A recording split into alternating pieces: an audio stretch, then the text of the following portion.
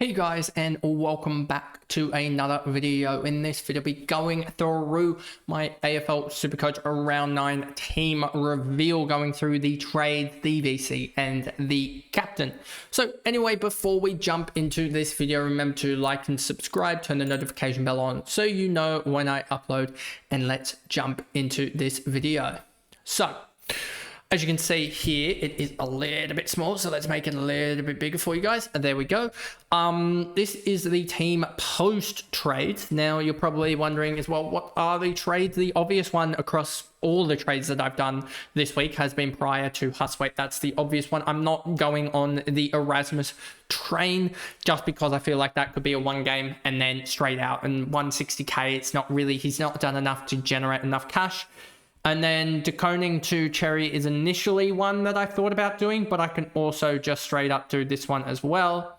And that would leave me with 29k plus also the likes of TDK there rather than XERRI. So that's probably the one that I'm looking at the moment, is the TDK to, is holding TDK at least one more week on this. And going Flynn to XERRI effectively, which is still, I guess, an upgrade. And then I can hold TDK basically until I need to, and then just trade him when I need to, because 117 break even is probably not going to maneuver around too much. But this trade would leave me with 1, 2, 3, 4, 5, 6 at least upgrades to do, plus probably Robert 7 with 20 trades left. So it is a little bit rough. However, the upgrades become a little bit obvious, I would say. Like the next week, it probably would be, honestly, could be straight from and then you'd have a deconing as well who could go. But the week after, it could honestly be with the salary left, 29k. I could almost get away with a TDK to and Bice to someone, but not just not. It probably would be a Bice and like maybe a XERRI or something else. Like I sort of run out of cash to a certain extent, so it might be a hold week or something, and just a slight little downgrade week next week, something like that. I've always planned for potentially something like that, just to get the cash generation flowing again. We hope that Hall plays, but we don't know yet. So yeah, it's just about sort of upgrade cadence at this point. Hewitt and XERRI could potentially go as well next week, potentially. XERRI's slated if he scores an 80 to get up another 40-odd-k. Elijah Hewitt, sort of a similar area, but in that sort of 30k range. That would give me about 540 plus the sort of another 60. That would give me about 600k to be able to make a maneuver there, potentially. But the other move that I've also just considered, which is more of a sort of simple move, is just this set of trades here, where we maneuver Cornerstone to the back line, and then we grab up the likes of, is he in this set? Yep, there he is. And then also just the Hustweight maneuver there. Why isn't this? Of course, Cornerstone didn't move into the back line for some dumb reason. But there we go. That would be the other set of trades, which would leave me no XERRI, but it would leave me a very, very good avenue to get sort of the players that I need, as I would have 1, 2, 3, 4, 5, 6 plus Robert 7, I would say, and then potentially TDK up into the sort of 8 spot as the next upgrade. But I could also just hold TDK because he is, I believe, like the third ruckman as well. So yeah, let's actually jump out of that and go to filters and then go to the ruck line. If we go to the ruck line, TDK is clearing out the sort of third ruck as well, ahead of Darcy Cameron and Meek. So I might just do the first set of trades, and then all I got to do is find a trade set next week. It may mean that Levi Ashcroft goes next week if he isn't able to produce if he scores another like 60 or something like that, then he goes up to like 380k. I find the downgrade option through someone else, or maybe it is Bice next week as well, or Bice next week that goes, and then I have to find a downgrade through like maybe it is a Lindsay goes, and then Phil Boxall or something like that, and upgrade there and get to sort of that 500 and something or whatever that could be the potential option there. Lindsay has a big potential to make like 30k or so this week potentially, but then but yeah, it would be one of Lindsay, Hewitt, or Cleary that sort of goes, I think, in the next week. As we're going to get debuts, and they're going to, Boxall's the obvious one to go to next week. So yeah, there's a chance that by the next week that I have, and I'm just going to switch this up a little bit, back to the sort of trades that I was considering. So if we go Flynn and Pariah, and then put Stone into the back line, and then go, we want XERRI. Why didn't you go into the back line? Why does it not want to do that? But anyway, Huswaite, and then we go to Levi here, Huswaite there. So next week, if I stick on this plan, next week I would have basically Bice and also a Hewitt/Cleary probably goes next week. I have a feeling it's going to be Hewitt. And the reasoning behind that is just this 97, 65, 91. If we go, he's going to score 70. He goes up 27, 22, and then fails. If we go, or basically tops out. If we go to Cleary scoring 70s, he still has a lot more cash to make because he's 35, 40k cheaper than Hewitt. So yeah, there's that chance as well that I just go down that route.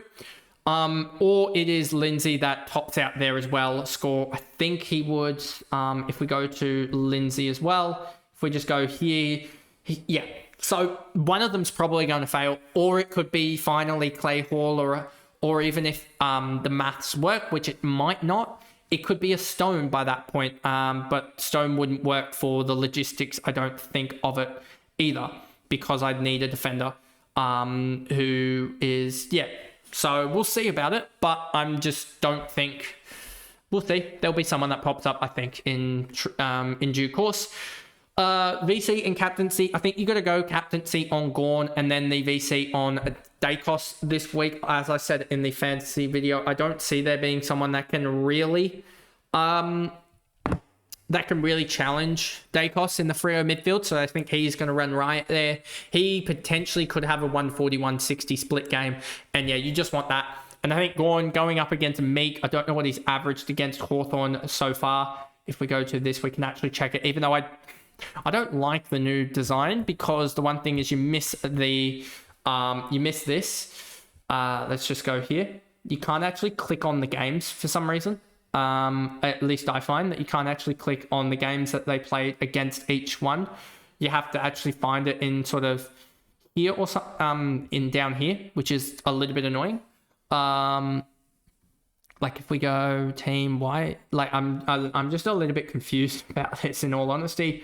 But yeah, if we go here and we go and look at when he played the Hawks, we go here, you'll see the last time he played them, it was in 2024, and he ended up with a 107 or 113 split. So if we link that game, and then we look at the other game, he ended up with a 191 split. He played in this game up against the likes of Ned Reeves, and then in this game as well, the year before, he played against the likes of, if we look at it, Ned Reeves as well. Ned Reeves obviously isn't playing. It will be Meek. So he's not played against Meek, which is probably a good thing. So yeah, we'll see how he goes, but he's going to be the captain, and Dacos will be the VC. I think again, just sort of going common with the crowd, I think is the obvious way to go. Dacos against Freo, if we look at that, you'll see his last couple of games, he's gone 132, 130, 133, 130. So yeah, I just see that and go, and it just screams that he's going to be one of the better ones to go to. As yeah, he's gone and been pretty electric in the last couple of games against Freo, and his averages pretty much are outstanding there. He is also playing at Optus Stadium, where he has gone in his last two games, 123, 130. So yeah, I really like the matchup there. I just wish you could get it so that you could toggle for the team in here as well, so that you could grab their overall, these sort of big numbers rather than these smaller games here. As yeah, I don't know how you can actually do it per se. But yeah, I'll probably try and figure that out as well. But anyway, that is the SuperCoach video going through the trades for round 9, the VC and the captaincy, and just sort of my general thoughts on sort of upgrading and how I'm going to do that. Looking at Bias, looking at Levi, looking at that sort of 250k, 270k guy, and just thinking, is there a way in which I can get you up? Because if I look at this and I look at the filter for defenders here just on my screen at the moment, and then look at the defenders that I'm sort of targeting, I could look at Bailey Dale, don't like him as much. Could look at a Max Holmes potentially. A Max Holmes could be an interesting one to watch over the weekend. He's averaged 100.8 for the year, but he was at the start averaging 112 in the first 5 rounds. So that is definitely a guy to potentially look at. Jordan Clark had a bad game, but that really sort of drops him, and I could target him as well, as he could potentially be 500k. So there's guys like that. Rory Laird, I think, is just off the pace. So, or I could even target like a Nick Martin potentially, but I don't think I really like the Nick Martin pick in general. But he could be another guy to just have a sneaky look at in general, as I've sort of already got all the 500k guys. So yeah, I'll be looking at someone in the defender region, I think. Except I can also just move Sheasel down back and look for pretty much anyone in that that 500k region. So let me just look at other sort of guys in that 500k range. Potentially, if it all works out and I get sort of 130k or so, I could look at Dunkley. I could look at Rankine again, but I feel like he's going to be just outside the price range. But if I could get to a Rankine, then yeah, I could look at that as well. So yeah, it'll be interesting. If I don't get Cherry this week, I feel like he could be potentially out of the price bracket next week. As what does he have for break even? 65 break even against the likes of Brisbane. That's interesting. So yeah, we'll see about that. Could potentially just do the upgrade next week, even though it goes into round 10 next week, so we'd only have 2 weeks before the bye. Could look at that next week as well. But yeah, we'll see what I do. I'll probably just post it on Twitter as well.